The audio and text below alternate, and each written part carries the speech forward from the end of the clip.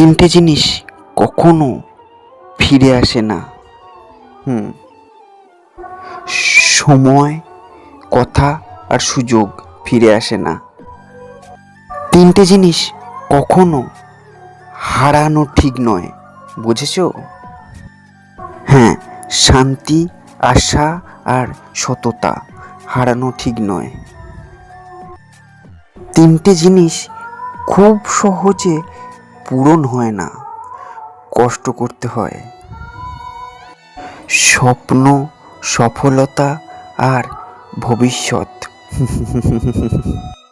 তিনটে জিনিস পতনের সবথেকে কারণ কি?